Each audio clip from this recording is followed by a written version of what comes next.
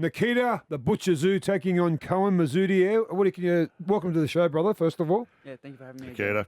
What can you tell us about Cohen? He's going to be a tough cookie.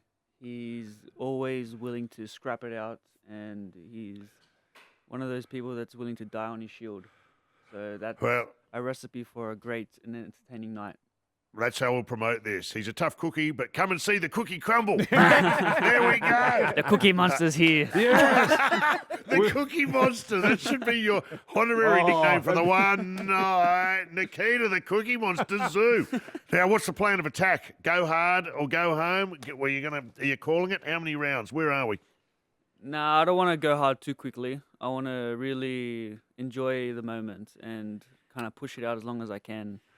I have a lot of respect for him, and I really want it to be a true battle between two warriors. And he's going to honor that, I'm going to honor that, and we're going to slug it out. Okay. That's been quite evident in the lead up to this fight. A lot of people want to try and mention Zarafa, and your respect for the Mazzuti is there. You can tell that. You say, I'm not looking past him, and I refuse to, because this guy can throw him, and I think it's very smart on your behalf not to look past this fight because it could be dangerous.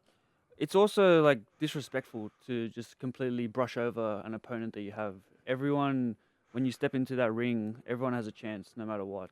No matter how badly the odds are against someone, all it takes is one punch. So you can't be thinking too far into the future.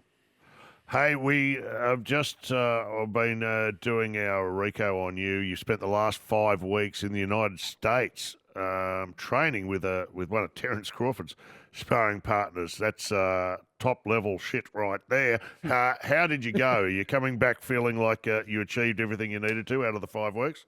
I was there for 3 weeks, but I did very good training camp. It was the best condition that I've ever been in. I know people say that all the time, but this genuinely was. I just felt amazing the entire time.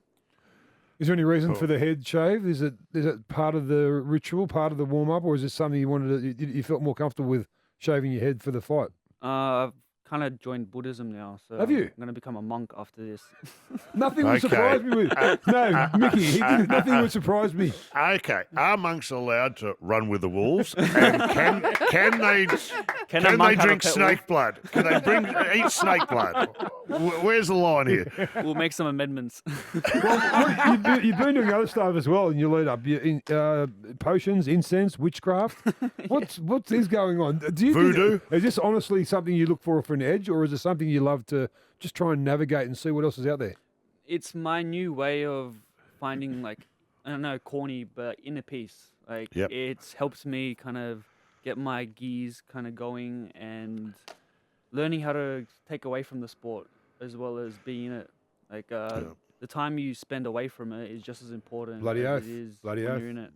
And mental recovery, that's not something that's really talked about a lot. Mm. People always talk about ice baths and all that. Oh, but if you don't have a way to calm your mind down, then you've matured so much in such a small amount of time. You just you're only 9 fights into your career, but you've kind of you know what you want. It's fantastic to see. Yeah, I have a goal for where I want my future to be after boxing, and I'm sticking to it. I hope Mazzuti can find some inner peace when you punch his lights out. I think it'll be good. As he's lying on the canvas on his back, find your inner peace, please, Mazzuti. Now, hey, you're really cutting through. As you mentioned, it's only nine fights in, and you're already a big name on a big stage. These are big fights. And Russell Crowe, you cross this, speaking on the biggest podcast in the world, Joe Rogan. Joe Rogan, you got to mention with Russell as he talks firstly about your old man and then about the two of you. Have a listen. I used to love watching Costa Tszyu. Oh, yeah, he was amazing. Yeah, he was fantastic. And his son, he's got 2 boys, and they're both up-and-comers at the moment. Yep, yeah. Tim just lost for the first time. And I watched that fight. And Nikita, Yeah. That was crazy, that fight. Yeah, crazy fight. Just great to get a mention and great that they know. And they did go on to talk about you further, but that's a pretty big microphone there that you're getting a mention on. Did you know that he'd spoken about you? Yeah, actually, I watched that episode as well, so it was it's quite shocking to hear that. I was like, oh, what the hell? I'm making dinner and I hear my name. I'm like, what the hell? It's an honor. I remember meeting Russell Crowe, going to his house a couple of times, and Loves his cool. boxing. Cool that Yeah, he remembers. does. Yeah.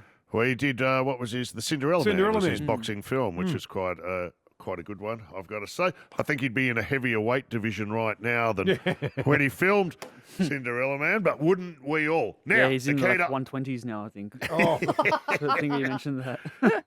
I'm going to ask you. I know you're not going to answer it, but I'm going to ask you anyway. Entrance music, please, for the ring. Which way are you jumping? You always surprise us. You're always up to something. Yeah. What are you thinking? The artist's name rhymes with Red Zeppelin. So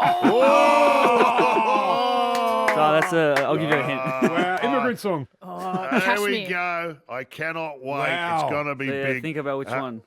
All right. Good luck, mate. We love you. watching you fight. We love the way you approach this sport. You're just amazing inside and outside the ring. I hope this works out for you, mate. I'm sure it will. Good I luck. appreciate Good it. on, brother. Well done, mate.